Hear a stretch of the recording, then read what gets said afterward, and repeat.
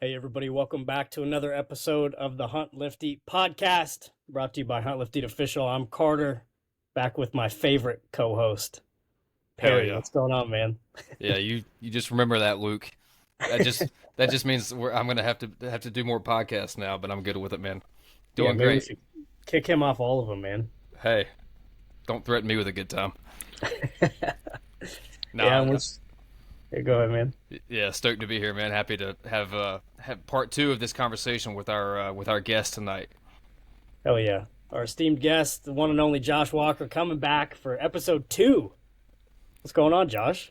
Second take at it, man. I'm fired up. I'm about, I don't know, probably slightly over halfway done with hunting season. Kind of gets shitty when you get in November and then you start thinking about September and then you realize how long ago that was. And then you're like, damn, I'm going to have to start shooting ducks and geese and then start thinking about turkeys and stuff like that. So, that's the, first world conundrum that I'm in right now is just thinking about what I got left moving forward, man.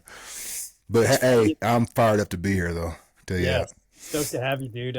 Listeners, you should know that Josh was on episode 123 with us not too long ago. So if you want to go listen to part one, this is a recap, shoot the shit kind of episode, man. So we're That's right. stoked to chat with you, dude. Hell yeah. It's funny you say that, Josh. We were just in antelope camp, me, Perry, and Cole, and Luke, and two other guys in Wyoming, and we all tagged out within 24 hours. And we Oh, were I all, saw the pictures. dude, we were just sitting around, and we were like, "Damn, I wish we had another tag." It's like exactly Think what you're about that, talking man. about. Yes, 100%. Because, and that's the thing, like, and a lot of the people that aren't on our side from the standpoint of hunting, it's like they think that it's all about the kill, and it's like, dude, just the process of it, man. Like, I just want to go hunt them again. Like when you all Yep. got done, it's like I just want to go hunt them again. Like it's all about going out chasing those damn things, man. I get it. Yeah, Luke and I talked about that so much because I killed literally the first hour of the first day, and Luke killed that same evening, and we still had what 4 more days on the books. And I'm like, man, Oof. these antelope are so much fun to chase. Like I want to keep going. And then everyone else is tagged out in 24 hours, and so that's it's obviously a blessing to have that happen. We had some good luck and we had a lot of fun, but um, it makes you just wish you could extend the trip every single time. 100%. Y'all are hunting antelope, man. I'll tell you what. The more I hunt them, the more I love those things, man. And Oh yeah, this year was the first year that I got to be a part of a rifle hunt. I've killed them myself with a bow and with muzzleloader, but I actually did a little bit of guiding out in eastern Colorado during rifle antelope. And man, it was addicting. You'd whack one, you couldn't wait to get back out there the next day. Whack one, couldn't wait to get back out. Like it was, I didn't have to do the trigger pulling, but it sure as hell felt like it. When you're standing there side by side, and you've kind of concocted the plan to move in on these antelope, and the hunter is able to, sometimes they miss, but when they don't miss, and they drop the goat, it's pretty damn cool, man. But my point in saying that is antelope, they are growing on me. Dude, they're the freaking coolest. I don't want to get ahead of ourselves too quick, Josh. Real quick before we jump into some stories, man. Can you give us a quick little background, man, on you for some of our listeners? One, because I think your story is way cool. Yeah, so grew up in East Tennessee, just an old country boy, man. Grew up in a little farm town called Ray County, RHEA. Never had any aspirations to play football or anything like that. To kind of make a long story very short, I got talked into playing football in the eighth grade by my gym teacher slash middle school football coach, man. We were walking laps one day because that's what we did before we did anything in gym. We walked in sock feet for however many laps, and then you played dodgeball, whatever it was. So we're walking around. All of a sudden, I look to my shoulder, and I see his coach Cook. Still keep in touch with him, great human being. He's like, "Man, why don't you start working out for us?" I'm like, "Working out for what? What do you mean?" He's like, "Football." I'm like, "Football?" I had never even watched a football game to that point, man, in my life. I mean, I'd seen clips, but I've never sat down and watched a whole football game. I'm like, and I was a big kid, man. In eighth grade, I was already like 6'3" and change, 285 pounds, like big kid. And so obviously it's like, people back home, he needs to be playing football. He's big. He needs to play football. He'd be good at football because he's big. Like for some reason, people think if he's big, he needs to play football. But they guessed right with this one, man. I just started playing and fell in love with it, and I never had the type of parents to be like, they asked me how I felt about it, and I'm like, I mean, it's all right. I don't really like it, and they weren't the type of parents who'd be like, well, you're gonna finish. They weren't like that. They're like, well, you don't got to do it. I'm like, damn, you're right. Like, I could just keep playing baseball. I wouldn't have to do these damn workouts. But I'm like, whatever. Like, let's just keep doing it. And so I did it, man. Played throughout high school and committed to Middle Tennessee. I actually ended up redshirting there at Middle Tennessee. So I was there for 5 years and went undrafted to the Colts very briefly. And then spent 2 seasons in Green Bay, spent a season in Houston, spent 2 seasons in Jacksonville. But yeah, man, hunting, man, I mean, that's why I'm on here. It's just I'm enamored with going out in the woods and chasing animals. Coming from Southeast Tennessee, I never would have thought I'd been doing this stuff. But just getting to do it, it's like, man, I feel like a kid out there every day, man. But yeah, that's kind of how I come up. Like I said, Southeast Tennessee guy, and end up getting very, very fortunate. Albeit there was a lot of hard work, but very, very fortunate to play as long as I did in the National Football League. But yeah. That's so cool, man.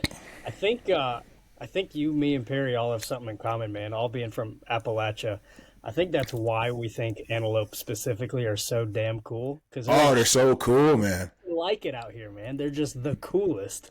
Yeah, they're so awesome. They look so good on the wall. Like, they're just, Yeah. if somebody comes over and they don't know their shit, they're gonna be like, "What the hell is that?" You know what I mean?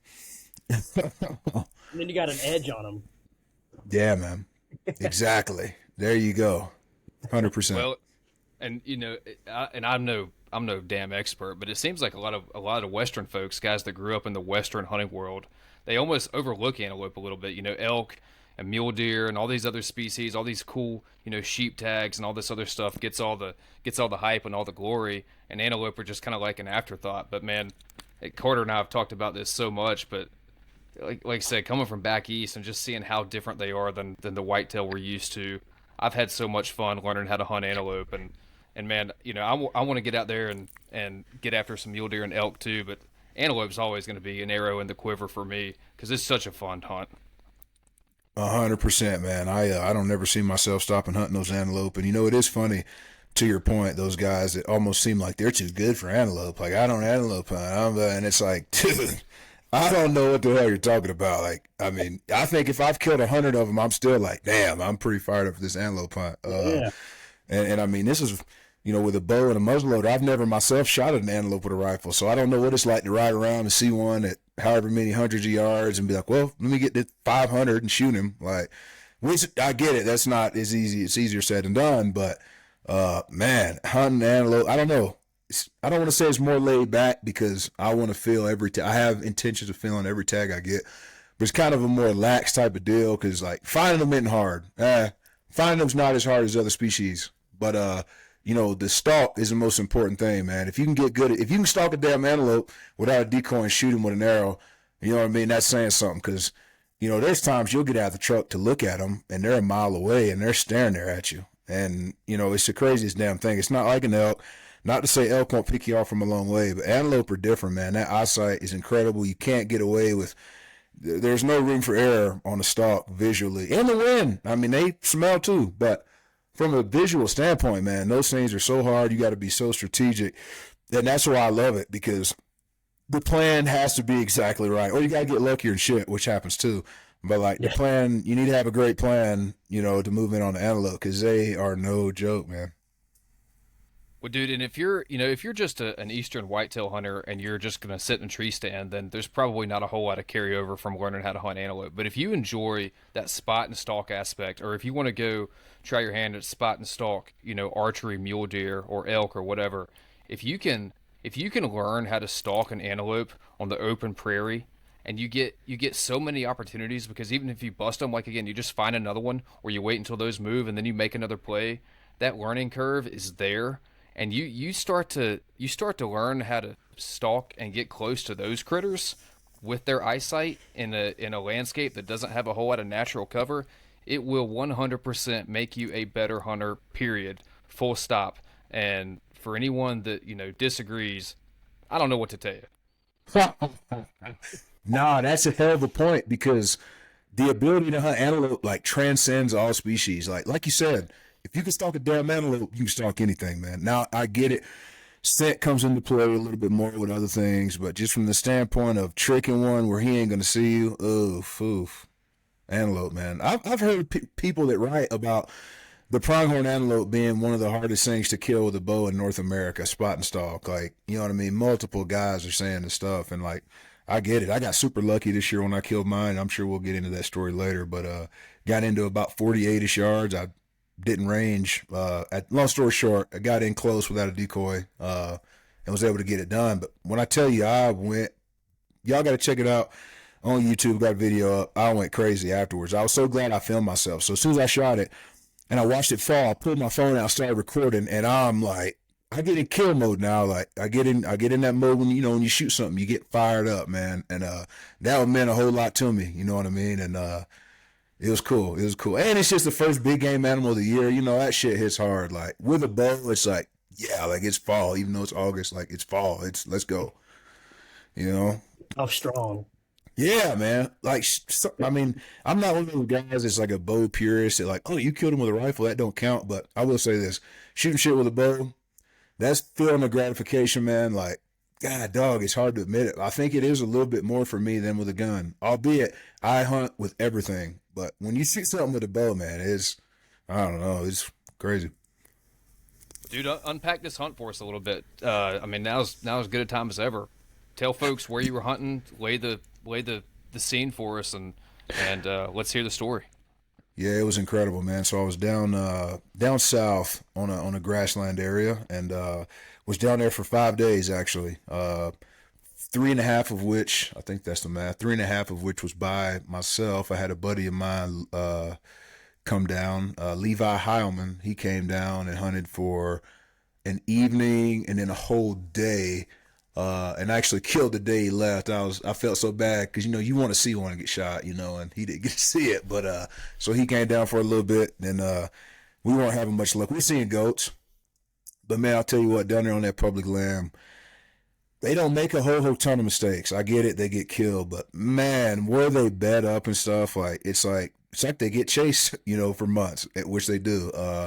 They make a pretty good living down there, and I finally just got lucky, had two make a mistake. So I go to stalk these goats. I see two goats going down the fence line, and there's cows between us. And when I say cows, I'm talking about 40, 50 head of cattle. And so I'm standing there, and the goats look at me. I'm like, yeah, this shit's done, whatever. So I'm looking at the bucks. I was like, I'd shoot both of those bucks.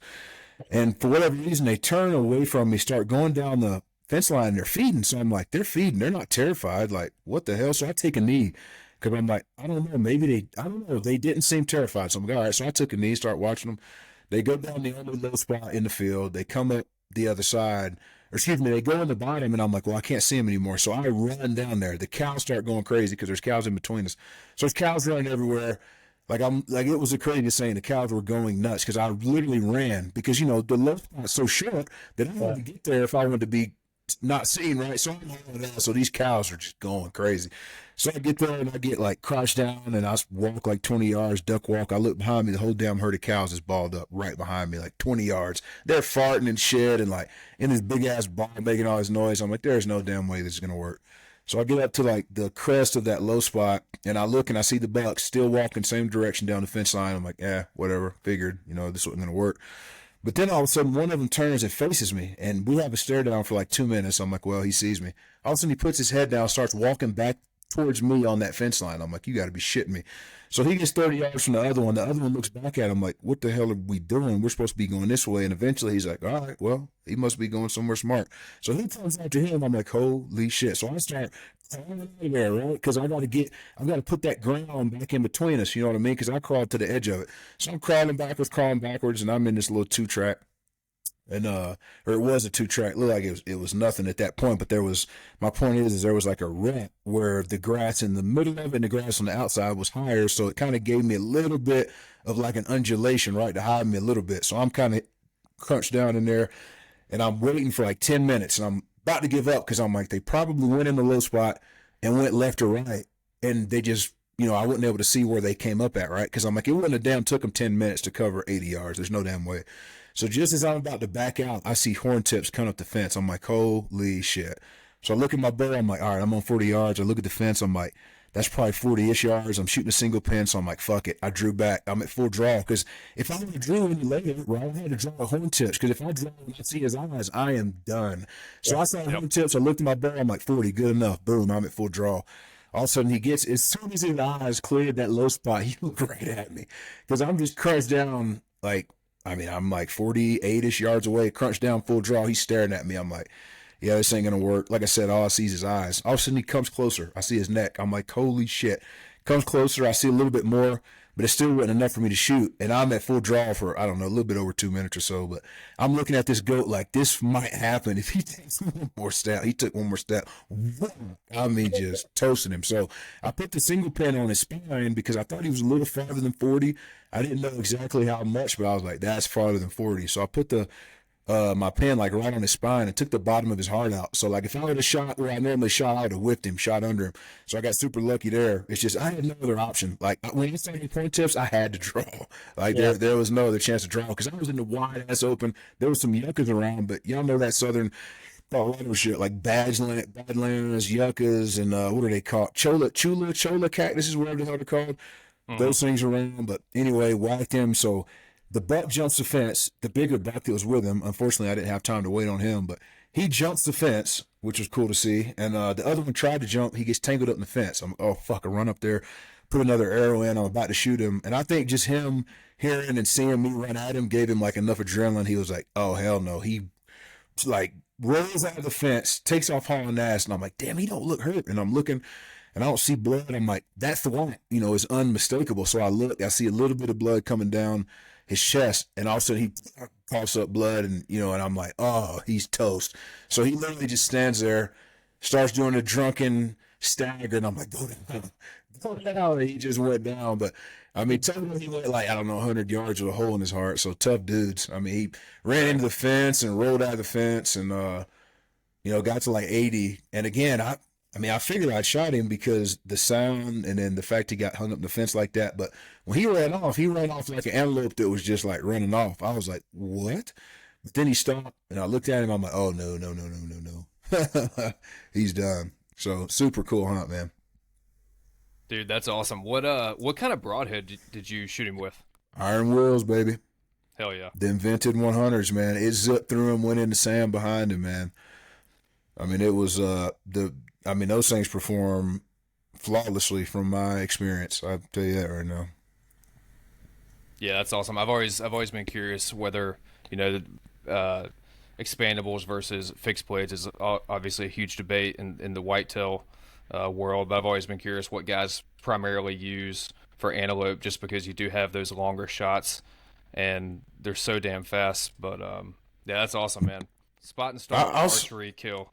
That's man. badass. No decoy, got into like high 40s-ish range. It was awesome. But, you know, going to the broadhead debate, and Iron Will's been very good to me, but I will be real and say this, you know, I think there's not as much to it, and I know those super arrowhead junkies are going to like go crazy, but I mean, if you stay off the shoulder and you shoot the animal at the proper angle, like it don't take no crazy ass, you know what I mean? Like, I mean, it really doesn't. You know, so I think it's more about shot placement than anything but I do get like at long range, there's a difference.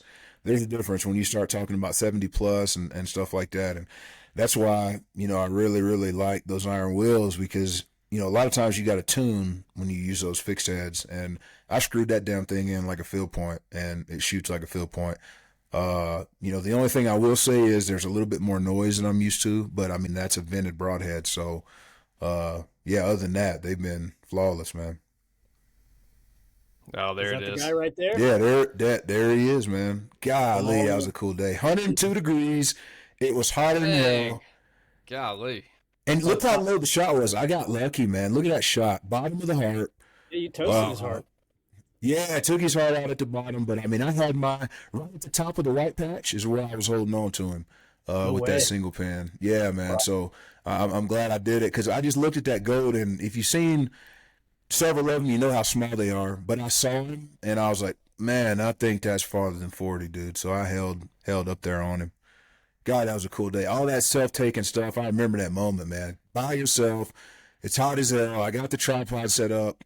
I'm taking these pictures, hauling ass, trying to get the meat back, you know, because that's the most important thing. And I just remember that day being incredible, man, because I was about to be not giving up, but I was losing hope. I'm just going to tell you, day 5 that morning, it wasn't going good. Finally, at about 11-ish a.m., I think, or noonish or something, is when I was able to get on him and get it done. But man, I'll never forget that one, man. I will never forget that Especially one. with that heat, man. That heat will Oh, make it was you brutal. It was double brutal, think man. everything. Well, there's tarantulas out there. There's friggin' prairie rattlesnakes. I mean, it's some crazy terrain. Like there's tarantula hawks. If you don't know what a tarantula hawk is, look it up. It's a pretty ferocious wasp. You should look up Coyote Peterson. He stung himself with one, and like he hit Hold the up, ground, Paul. couldn't move his arm. Like yeah, like it was bad. He said I think it's like second on his list right now in the insect sting deal. But nah, he was hurting. And anyway, they were flying in my blind. My first year when I was hunting down there in 2019, that's when I killed my first antelope. And they were flying in my blind, and I just thought it was like a dirt dog or something. So I'm swatting them with my bare hand, and yeah, there they are, right there. That's them. So I'm swatting them with my bare hand, and I look them up. I go to town. I go I think into the local town to go to a little gas station, and I look it up, and I'm like, hold on. This is what I was swatting with my bare hand. They sound like a helicopter, man. Yeah, tarantula hawks. So it's crazy. They sting tarantulas, they paralyze them, and then they'll lay their eggs in the tarantula. The tarantula's still alive. It's just paralyzed. The babies come out, and they'll eat the tarantula. that's crazy. Like while it's alive, yeah. Nature is metal, man. Nature is Yeah, metal. man. Yeah. Yeah. That's They're pretty cool deals. But now I'm terrified of them. Like, ignorance is bliss, I guess, because when I didn't know they were crazy, I was like, yeah, look at these damn dirt daubers. Like, I'm swatting them. I don't give a shit. Now I see them, I'm like, oh, God, I could not get tagged by one of these damn things. Josh, you That's mentioned awesome. you mentioned being concerned about the meat and that 100-degree weather. Mm-hmm. How was it? I mean, settled that we've heard from back east that antelope aren't that great to eat. Settle it for folks. How do they Perry, taste? Perry, I've ate a lot of wild shit, and Yeah. antelope is right up there in the top 2 as far as my favorite wild game meat to eat. And that one I killed in the 102 degrees was no different than any of Yep. the other ones. It was outstanding, tender. The only problem with antelope is they're so damn small. Yep.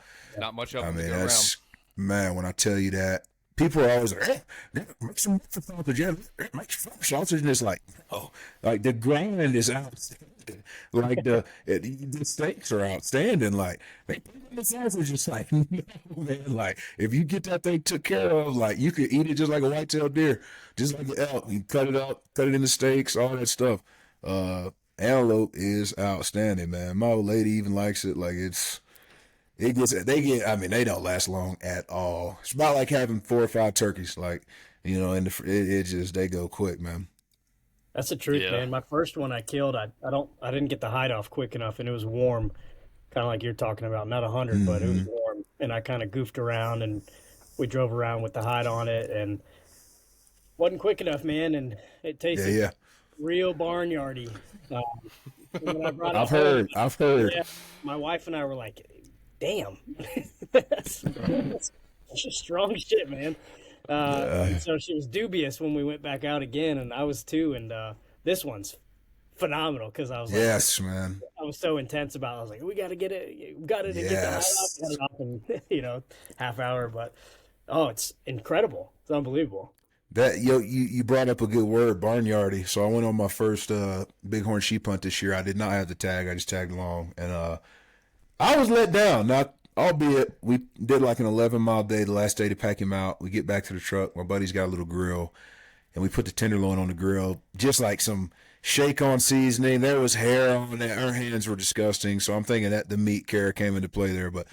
That tenderloin was pretty barnyardy, man. I was like, damn, like I was expecting, because people are like, go get some sheep ribs, make damn sheep ribs. So the tenderloin got to be good, but and it probably would have been if taken care of properly, so on and so forth. But like, just as soon as we got back to the truck with it, we're like, hell yeah, let's cook some of this damn sheep. I mean, who the hell, you know what I mean? Eating a damn sheep, who the hell's done that? So we get back and we cook his damn thing up, and man, I was not impressed. Was not impressed. Especially after such a difficult animal to hunt. Oh, it was brutal, man. It was Yeah. brutal. Mm-hmm. That How'd you scree, go? man. Whew. Where were you chasing the sheep? Up in northern Colorado. Gotcha. Yeah, they were. My buddy had actually the only tag in that unit actually. Yeah, talk about a tough tag to draw, man. Tough tag to draw. He got lucky. He drew it with very, very few points. He was luckier than hell. And I was actually in the backcountry solo hunting cow elk, and I got a message on my inReach. He's like, dude, I know you're out. My buddy said, I know you're out chasing elk. He's like, but Chad's got a sheep tag. This is, once in a lifetime thing. If you want to come out, you're more than welcome. And I didn't say nothing for like 10 minutes. I'm like, damn, am I in sheep shape? Because, that's all you hear about, right? Fucking the sheep, whatever. So I'm like, damn. But then I was like, God, dog, you're soft as fuck. Like, fucking hit him up and say, I'll be there. So I hit him up. I'm like, dude, send me the pin. I'll be there in the morning. Sent me the pin. Boom. I get in there. And the rest is history. The whole thing's on film. You can go check it out. I just dropped a YouTube video today. It's called Shootout in the Cirque.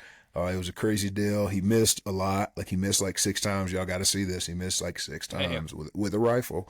And we were still able to get on these sheep and get him around. But it's kind of crazy to see, man. Like, you can imagine like our dismay, if you will, like when he was missing, because it's like, if they go over the ridge and they just clear country, like, who knows if there's even any more sheep around. There's a reason there's only one dead tag, but you know what I mean? So we're like, damn, like, this is kind of do or die. So we just got lucky as hell. Them sheep just kept staying up high and kept giving us opportunities. All the shots were, very, very ethical. But yeah, that's the thing. You see guys miss, and people will be commenting, oh, I can't believe you took those shots. It's like, number one, fuck you. Number two, it's like, dude, this is a sheep hunt. This guy's trying to fill his sheep tag as ethically as possible, and all the shots, the sheep were stopped. He was just a little excited, and he missed some shots, and that's part of it. That's real hunting, and that's why I was excited to put it up, because it's real hunting, man, and that's all I'm about. That's all I like to surround myself with, is people that are real as well, and they ain't trying to do everything for the IG and all that shit. But it's real hunting, man. What elevation were you at, and do you think that played a role in the misses? So it was only like, I don't know, 11-8 or something like that. It wasn't one of those crazy 13-14ers or anything like that. But yeah, the gain every day and loss was still legit. But yeah, it wasn't one of those 13,000 foot mountain ranges or anything like that.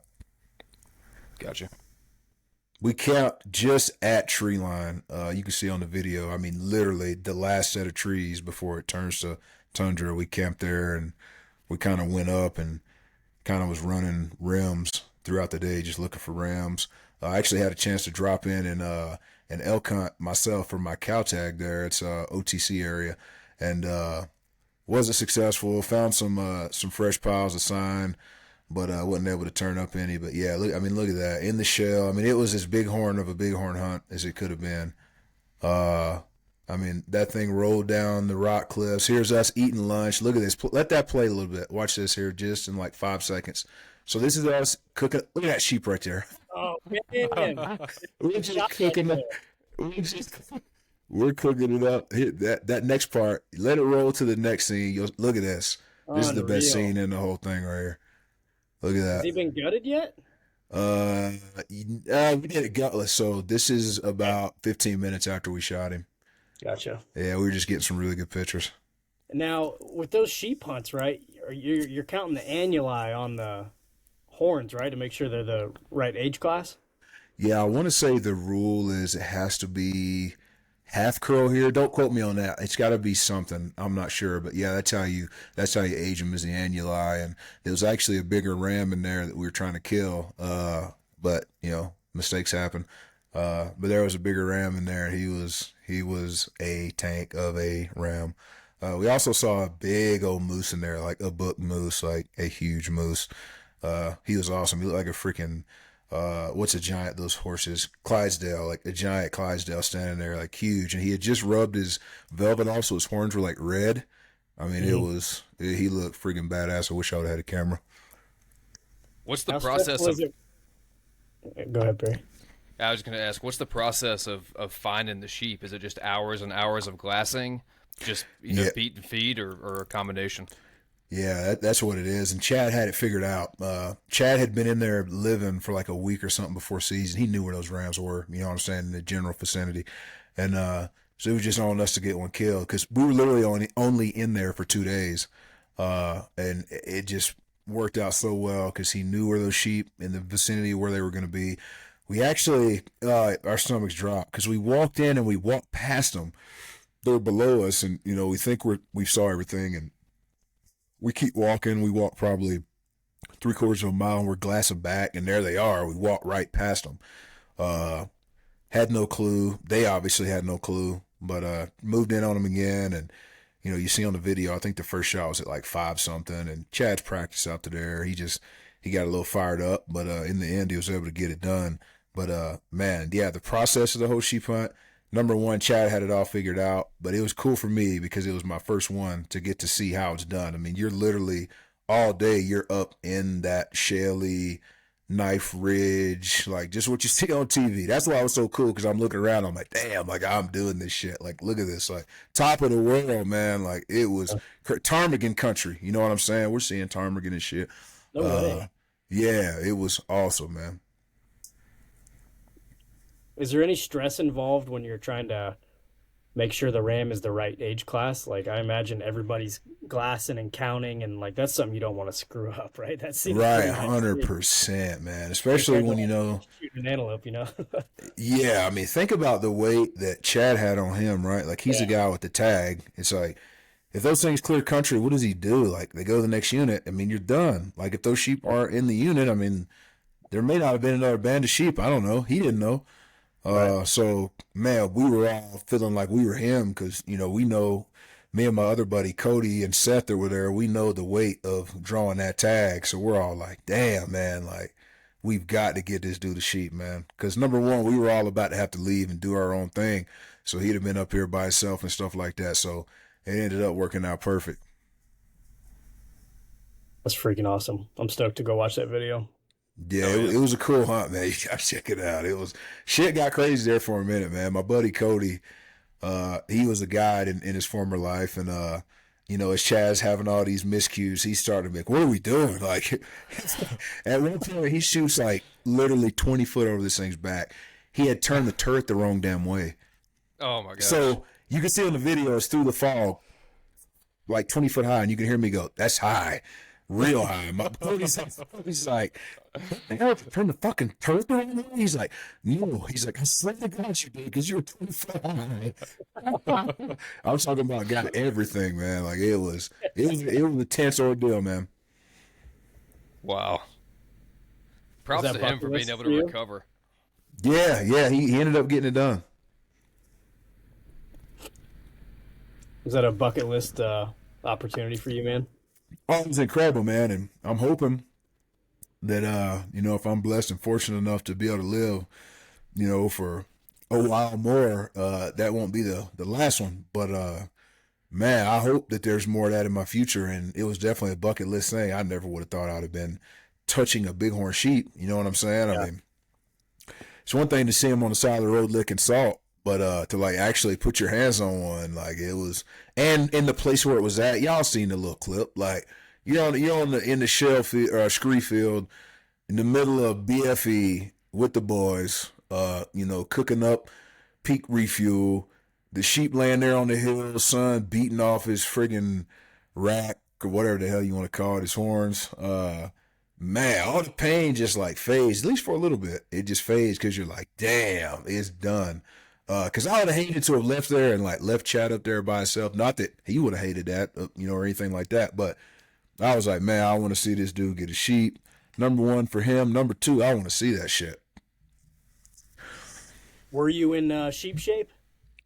Oh yeah, it was good, man. I did a lot better than I even expected. It was probably just more adrenaline, and I'm just like I'm a type dude. If I see somebody doing something, I'm like, fuck. If he's doing it, I can do it. So I was always like second or third in line, and I would just look in front of me, and they were moving, so I would move, and like, Yeah, I feel that. uh, yeah, and I think that's just that sports mentality. Because I'll be honest with you, I've taken guys and been with guys that teach his own, whatever you're looking for the experience, but some guys just don't want to. You'll hear a bugle down in some crusty crevice, and it's like, I ain't going down there. And it's like, why the hell not? Like, what do you mean? Let's go shoot this damn thing, and then we'll get him out somewhere or another. Maybe it takes longer than we think. Maybe we'll be up all night, but who cares? Yep. Yeah, it's a blessing to be out there anyways, right? 100%, man. Just being in the woods. I'm telling you, this year is the most I've spent solo in a tent in my whole life. And like the thoughts that you have out there, man, the sounds that you hear that you can't explain out there, uh, man, you might think you're tough. Just go in the middle of the backcountry, man, and spend a couple days out there, a couple weeks out there, and you learn a shit ton about yourself, man. Not only as a hunter, but just period, man. Because the shit you start thinking about out there is crazy, man. Did you say you did some guiding this year? I did. I did some guiding out east with my buddy Alex, for rifle antelope, and did 2 mule deer hunts. How was that? Was that your first guiding experience, or had you done some previous? Yeah, I've obviously taken guys just as buddies, but this was my first experience doing it, I guess professionally, if you will. But yeah, it was a cool experience, and was able to kill several antelope. Actually, probably the coolest experience was I had a guy, 61 years old, guy named Bob. He's from California, owns a painting company, outstanding dude. Former offensive lineman, actually, so we had a shit ton to talk about, you know what I mean? So the truck rides were never dull. And so he comes out and said, Bob, be honest with me, man. How far you think you can walk? He's like, Josh, I'll walk wherever you tell me to walk. And I'm like, all right. So we get in there and we find a goat. He's a long ways away. This is day one. Actually, we went out the first afternoon and got on a goat, but it didn't work out. Sun went down, so on and so forth. So the first morning of the hunt, we go out and see a good goat a long ways away. I'm like, Bob, can you do it? He's like, hell yeah. I'm like, hell yeah. So I take off and like, I'm long legged and I get fired up, so I'm hauling ass kind of, I guess. And I look back, and Bob's way back there, and I'm like, damn it!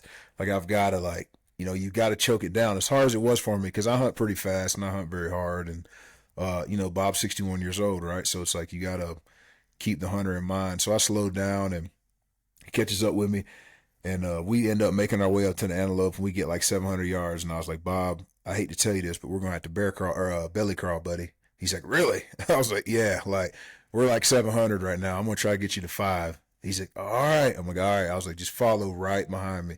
Like if I go to the right, go to the right as soon as I do. Like stay between me and this damn goat. So there's a bunch of sunflowers out there because they had a lot of moisture out there this year. And there's a bunch of dead sunflowers out there. And we had to belly crawl through a patch of sunflowers, and then we couldn't go any farther because there was no more sunflowers, so he would have just saw us and been done. So we get to the edge. I get him up there. I was like, so you feel good at 500? He's like, yeah, I shot it. I know what it does. I'm like, all right. He's like, yeah, the bullet should drop 22 inches, whatever the hell it is. Anyway, he's doing holdovers. He's not doing the turrets or anything. I'm like, fuck, all right. So he's like, the damn thing's laying there asleep. He's like, do I shoot him laying here? I'm like, hell no. I'm like, are you sure? I'm like, yes, I'm sure. So we lay there for an hour on this damn thing, on our bellies, just laying there. Finally, damn thing stands up. I'm like, how you feel? He's like, I'm all right. I'm like, what do you mean you're all right? It's 500 yards. Are you good? He's like, yeah, I'm solid. I said, all right. I was like, let that damn trigger surprise you. Like right between his freaking knees, like low. I'm like, holy shit. I'm like, you're low, buddy. He's like, really? I'm like, yes. So they ran like 60 yards. They can't tell where the shot come from. I'm like, dude, you need to come up higher, like another 1.5 foot. Like you're low. He's like, all right. Sends another one. He was like 5 inches low. I'm like, still low, still low. So they bound off like another 30 yards. They have no idea what's going on. I'm like, let's try it one more time, dude. They're at like 585. He's like, yeah, I'm fine with that. I'm all right. Let's try it. I was like, get steady. At this point, they're just like looking around, right? I'm like, all right, get steady. I'm like, dude, hold that thing 3 foot over his back and let it go. He's like, 3 feet. I'm like, hold it 3 foot over his back. He was like 2 inches high. I was like, damn. And I was like, dude, that's it. I was like, that's it, man. That's too far. I was like, that's too damn far. So, we were all dismayed about that or whatever. So we're walking back and we get up to the edge of this rise. And I look, I'm like, ooh, get down, get down, get down, get down, get down. Big buck, like low 80s, probably like big buck, like black corns, like stupid buck. I'm like, there is a giant buck bigger than the one you just shot at. He's like, really? I was like, yeah. I was like, we're going to have to haul ass and get in this wash. We have to get in this wash. They're going to see us. We're going to be skyline for like 3 seconds, but just get as low as you can, man. Like, just please get as low as you can. So I like scurry across and glass them back, and they had no clue. And he like pretty much is, he's an older guy. So he's like standing straight up, walks through. I'm like, oh my God. So I look and like, thank God we had a shady patch. And of course they're looking at us. I'm like, holy shit. I'm like, let's just slide over here and get in this wash. Like, we may be done. So we get in the wash and they're staring at us for like 30 minutes. Finally, they heard something behind them. They all look back and like they just laid there, and then it's kind of like they forgot because that something else just distracted them, and they just forgot. So I'm like, we might be all right. So go over the hill, we go down the wash, start going up the hill. I look back at Bob. He's red as a damn tomato, man, fucking pouring sweat. I'm feeling bad. I'm like, I do not want this dude to have a heart attack. Like, holy shit. I was like, how you feel? He's like, I'm good. I'm like, you don't look good. He's like, I'm good. I'm like, God, dog it. I was like, all right, man. Well, this is the fourth quarter, brother. I was like, if you can give me everything you got, we can get to the top of this hill relatively quick. We'll shoot this damn thing at 100. He's like, you think we can get to 100? I said, I guarantee you we can get to 100 yards. Boom. Scurry up this hill. There's a road at the top, like a dirt 2-track. I stop him. I'm like, stay here. So I go over the cusp of the hill. I look. I'm like, holy shit. There they were, like 80 yards. I'm like, holy shit. They're like behind these sunflowers. So I, do the little, I wave him in. I'm like, come on. Comes in. Set the sticks up. Now, Bob's like 6'3". Gets on the sticks. I'm like, you see him? He's like, no, I don't see him. I'm like, what do you mean you don't see him? He's right there, broadside looking at us. Like, they knew we were there. I'm like, he's right there, broadside looking at us. He's like, what? I'm like, what? He's like, I got sunflowers. I'm like, you gotta be fucking kidding me. So I'm like, all right, dude, you're gonna have to put the gun on my damn shoulder, man. I'll raise up higher than the sticks will go. So he puts the gun on my shoulder. I'm like, dude, just let me know before you're about to right in my ear, dude. And I see the report, like I see where the bullet hits behind his goat. Dude, he's got a muzzle brake on there. It was bad. Like my ears were, it was bad. So I look and I see it was high. I was like, dude, you're high. He's like, impossible. I'm like, no, like you were high. I'm just telling you. And he was high, and that goat stopped at like 400 yards, and all we could see was from like the white patch to his head, and he was there with like 18 does just staring at us. I was like, dude, you did not touch that thing. But the next day, get in there, and we get within 250 yards of a good buck. Actually, it started out, there's a dinker, and we're climbing up the hill. I was like, let me make sure there's nothing else with him. Go to climb up the hill. He like grabs me on my shoulder. He's like, look, and I look, and there's 2 bucks, 2 good bucks, like ruddy as hell, running each other. They had no clue we were there. Like, they had no clue. They were dumb as shit because they're ruddy. They're like chasing each other through the sunflowers. I'm like, holy shit. And I look, I was like, oh, we ain't going to shoot that one. But then I look at the other one. I'm like, oh, Bob, get ready. Boom, lay him down. I'm like, 250. He's like, 250. I'm like, yep. I was like, hold right there in that armpit. You know what I'm saying? Mid body, right behind the shoulder. Dropped him. 250. So, yeah, it was cool. It worked out. He got a good goat. But, yeah, he missed one, and then he missed another one in the same day. But then that next morning, he got it done early. It's always good to shoot something early in the morning. Then you got the whole day. You know what I'm saying? Like, I love shooting stuff in the morning. Yeah, 100%. Dude, that's awesome. I bet he was pumped. Oh, he was fired up, man. And we really hit it off, man. I'm supposed to be going out there chasing animals and stuff, and hopefully he'll come back out here and do the same. But it's cool, a lot of times you strike up a cool deal with those hunters, man. They're like, come out and hunt my place, blah, blah, blah. You show them a good time, put them on an animal. And it doesn't even take the putting them on an animal. It just takes the showing them that, you're giving everything you got. You know what I mean? But it's been cool. I probably shouldn't, I don't want to jinx myself, but I'm on a good streak. Let's put it to you like that, when it comes to the guiding. So I'm hoping that it continues. That's a good testament to your skills and kind of your woodsmanship, man. It's a totally different ball game helping somebody else and talking them on to an animal, and keeping them calm. And like when he's looking through the sunflowers and you're like, he's right there and he can't get on them. Like, it's easy to get flustered, right, and not capitalize on the situation. So that's a good testament to your skills, man. That's a cool kind of different perspective to go from the hunter to the guide. That's a great point you said right there, of different perspective, man. It's a whole new perspective because it's like you can only do so much, like from the standpoint of getting somebody in the position to shoot and tell him it's a shooter, and like, it's weird to just be like, God, I hope he kills this damn thing, because that's my job, right? I'm trying to get you an animal, you know what I mean? So I'm like, come on, man, like you hate to put them in position and they kind of mess it up, but shit happens. But it is a whole different perspective, man. And I'll be brief about the last mule deer I was guiding, man. Long story short, it was the third morning, and we're walking down this finger ridge, and so the way it lies, if you go all the way to the point of this finger ridge, you're going to be skylined. You're like a turd in a punch bowl. You cannot go past it. Now, 20 yards short of the point, there's like some juniper bushes. So I strategically was like, hey, guys, let's get in these bushes. Let's glass from here. Don't go to the edge because everything's going to see us. Well, the guy that shot, both their names was Todd and Todd Jr. Todd shot. Todd had his dad there, 67 years old. Good guy. They're from Michigan. But I told him, I was like, don't go past these bushes. So I'm glassing and I hear crunch, crunch, crunch, rocks. Of course, he goes past the bushes and is glassing. I'm like, holy shit. So, you gotta, you don't want to be like, hey, you fucking idiot, what are you doing, right? Like, so it's like, you're just like, what are we doing? Like, come on, man. So I look at him, he's got these huge eyes. He looks back at me and he does this right here. He was like, fucking, I'm like, stop moving, because he's going like this. He's standing on the finger is going like this. And I'm like, stop, stop. I'm like, I take my hands like this. I was like, just stop. I was like, where is he? And he like pointed right there. He's like, he's right there. And said it loud as hell. And I'm like, oh my God. And so I go to the edge of the bush and I look down. Sure enough, at like 50 yards at the bottom of this ridge, there's a big body buck. I can't see his horn size, but I can see like his forehead and I can see his gut and I can see his back.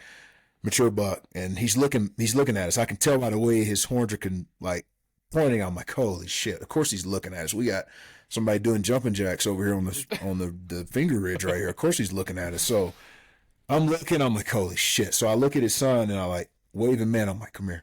And I like put my hand up. I'm like, don't make a sound. Because he has no clue how close his deer is, right? And I ain't got time to tell him. But I'm like, just don't make a sound. So I think he can kind of tell by that. He's like, that fucker's got to be close. So he comes in there and I peek around again. I don't see him. And instantly I'm like, because I know he didn't walk away because I could see through the bush quite a bit. I knew he was running. So I scurried to the other side of the bush. I got the sticks. I look up. Sure enough, I see a white butt bounding off. I'm like, fuck. Set the sticks down. Pull my binos up. I see him put the gun up there. I'm like, you want him? He's like, yep. And I got a video of this. I'm like, you see him? Yep. Right behind the shoulder when you're ready. Stopped him. He turns and looks back. Dropped him. Didn't even move. Double lung, like liquefied his lungs, both sides. Like high lung. That high lung shot is devastating. Didn't touch the spine at all, but high lung got both of them, like liquefied them. But just dropped that buck, and it was just incredible because I thought I ain't gonna lie, I would have been a little salty if we'd have been screwed by Todd on that finger ridge. I'll be honest with you. You know what I mean? Because it's like, I told you not to do that, man. I literally told you not to do that. Why? Because of what just happened. But, I mean, that dude walked out right up, because we were hidden from the bush. That dude would have walked the way he was walking before we got seen. He would have walked right out in front of us at like 80 yards, not having a clue. We were just sitting there. We didn't see that. That dude walked out at 80 yards right below us, but all of a sudden, bang. I'm like, stop, man. That dude was on to us, man. I saw how he was standing, like just really like in an athletic position, ready to bound out of there. Like, I'm like, this ain't fucking gonna work. And it didn't work. We just got lucky. He was curious enough that whistle stopped him. He turned. I'm talking about he turned completely. And I'll have to send you the video. But I whistled at him and he just boom, dropped 238 off the sticks. 238 yards off the sticks. It's a hell of a shot. Yeah. I'd love to see that. That was his first buck. 35 years old. First buck right there. Wow. No kidding. Yeah, man. Yeah. I just put it up today. I think it's on my story, actually. That's awesome. Of Todd. He's a guy from Fort Worth. Good family. Brought his dad out. I'm pretty sure he's a Fort Worth guy, but no, he put in some good effort and it paid off. Man, that's a good deer. Yeah, it's a good buck. Yeah. We were on a 4x2, man, the day before. It was crazy. So long story short, glass him up. I mean, in a bush. I was so fired up to make the spot and do a huge circle, get him in there, lay him down. We're laid down on his deer for, I don't know, probably an hour and 25 minutes. And get him laid down in the prone position. Yeah, there's a buck. Damn. Tall. Yeah, he wasn't very beamy. You see his beams kind of good. He was a good one to shoot. You know what I mean? Cool, though, yeah, cool buck. He goes straight up. Yeah. But so I get him laid down, literally like 100 yards from where that picture was taken. But get him laid down, and this 4x2's dead asleep. I'm talking about head in the dirt. And I'm like, he's done. I mean, 189 yards. We lay on him. So he's like, how long are we going to lay here? I was like, buddy, as long as it takes, man, because all we can see is head and neck. I was like, it might be a while. I was like, you can get comfortable. You know what I mean? And so we're watching this deer, and I'm just watching his shade patch disappearing. I'm like, at any time. I was like, probably a half hour when that shade hits him when that sun hits him in the face, he's going to walk around that tree, and we're going to have a little window. We're going to have to get it done. So boom, his ass starts to get in the sun. His horn tips get in the sun. That sun hit him in the face. It was not long. He stands up. He only gave us like 5 seconds, but Todd wasn't quite ready. I'm like, you want him? And I see him nestling in. I'm like, because I knew he was about to turn. Sure enough, he turns and walks behind that tree and goes into a group of other trees. But a real short window, but that 4x2 was a freak. Like old, ancient, like 7+ year old, like just a piece of shit. Like old, one of those deer, like none of the other deer want to be in the field with. You know what I mean? Like they're just like, whoa, like this fucker's like 8 years old. Like Jesus. Yeah, one of those deer. Like he was so freaky. I wanted that damn deer so bad. He got a great buck, but oh, that 4x2 was sick. He was kind of like a bladed, like his side only had two. He had like a baby brow, but then his two was like a blade with like a turkey foot at the top. It was the weirdest shit, man. Then he had the, he had his three, and it was real wide and long. Like he was a freaky buck. Josh, if I ever write a book, I want you to narrate my audiobook. Sign me up, buddy. Would you do that Sign for me me? up. I would be more than happy, buddy. I ain't kidding you. That would make me really happy.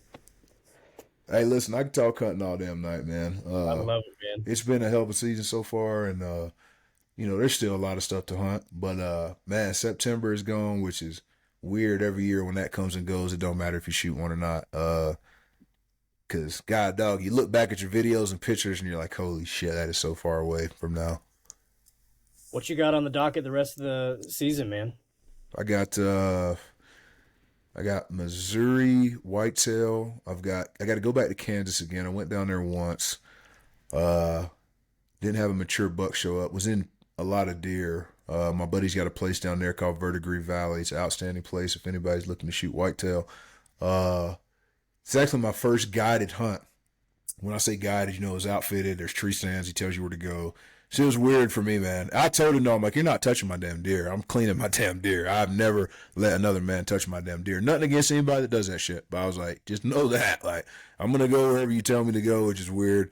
But it was cool. I was in deer. It was insane. Like, deer all over the place. Just nothing came close enough. But I got Florida whitetail in January with a rifle with my good buddy. Then I've got mule deer out east here as well. It's an archery plains tag, so I've got plenty of time, so I may just wait till it gets really good. But man, those late season archery hunts those things are a freaking grind. Late season, it doesn't make a shit if it's a bow or not. Like even last year in Fourth Rifle, I remember being out there and it was so damn cold. I was like, man, I'm going to be honest with you, I'm not even enjoying this shit that much right now. Like that shit, when you get that damn cold where you're like, this shit ain't even fun right now. Beard frozen and you can't find warmth, right? You only got what you got. So, you can start a fire, which helps, and we do that. But like you get to a point where you're like, holy shit. I have my first elk hunt on Sunday, my first elk hunt ever. It's a fourth rifle hunt in Colorado. I'm going with Luke and Cole. It's Cole and I's first elk hunt, man. I think we're gonna. Oh shit, that's gonna be awesome, man. That's gonna be awesome. Have y'all looked at the forecast? Yeah, it looks cold. How cold? Garrett, our buddy Garrett's guiding there right now at Bear Creek. He says the high's been like 18. Ooh, okay, yeah, that's cold. Yep, that is cold, buddy. But it's Colorado. Anything can happen. Oh, that's cool though. But the good thing about the cold is, when it's cold, at least I'm always expecting I'm going to see animals. Whereas like early season whitetail or shit like that, when it's hot, you're like, damn, I ain't going to see shit till it gets cold. Yeah. So I feel like the confidence is higher in the cold. But one thing I don't like is post holing in the snow, man. I really, really do not enjoy that. But you got to do it sometimes, man. Like I see some of those hunts Brady Miller goes on, and I'm like, I don't think people understand like the difficulty of what he's doing out there. In that floorless shelter with his stove, post holing the whole way, and maybe it gets over gritified. I'm not there the whole time. Maybe it's only a patch. Hey, maybe it's the whole time. I don't know, but who am I to say it's not? But man, those late season hunts, hey man, I'm telling you, I'd rather be in the heat than in that shit you're about to probably be in. But it's good hunting, and I do it every year. I end up either with my own tag or going with somebody. But woof, they get brutal. Yeah, it helps to be part mountain goat like Brady. Exactly. Dude, that post hole, and especially when you're climbing elevation, it'll burn some calories, dude. You'll lose weight. You get a fucking eat all day and make sure you're hydrated. That's an energy suck right there. Oh, 100%. And then when you're 280 pounds, like you sink through everything. So yeah, it sucks. Even with snowshoes on, sometimes it's like I feel like these should be holding me up higher. Shit. Josh, is that Florida hunt? Is that a late season rut hunt down there in Florida, or would they already? Oh, they be might have a running up? little secondary rut rolling in. That'll be literally the last like 5 days of the season, which I think is like 15th ish or so around January, somewhere in there. But I go down there every year and at least hunt ducks and stuff like that. But we're definitely doing deer this year. My buddies got it pre-figured out. I was like, dude, I'd love to at least come shoot some does. If you got a mature buck, I'll shoot that. And he's got some mature bucks, so at least I'm hopefully going to pop some does if nothing else and shoot some hogs because that's a kind of an overlooked species from the standpoint of spot and stalk with a bow. It's fun shooting with anything, but with a bow spot and stalk hog, it's fun. It's fun. You done a lot of that? I have, man. Those hogs, you can get away with a lot more movement early morning, late at night. Their eyesight's real bad. You can get away with a lot of movement if you got the wind right. And so my point is, you can stalk up on those things, man, if you do it right. Hell yeah. That's awesome, dude. Well, we wish you good luck the rest of the season, man. Thank you, buddy. Stoked to hear all about it, man. Maybe we should reconnect in January once things wind down and we can swap some more stories. Hey, let's do it. I ought to have plenty for you, man. So I'd be down with that for sure. Hell yeah. And where can folks go see these videos that you're putting out, man? Yeah, so on IG, it's High Country Jaywalk. I think it's High Country _ Jaywalk, JWALK. And that's the same for my YouTube page. Pretty sure it's High Country Jaywalk or Retired to Hunt. I think it's High Country Jaywalk, but I've got the podcast Retired to Hunt.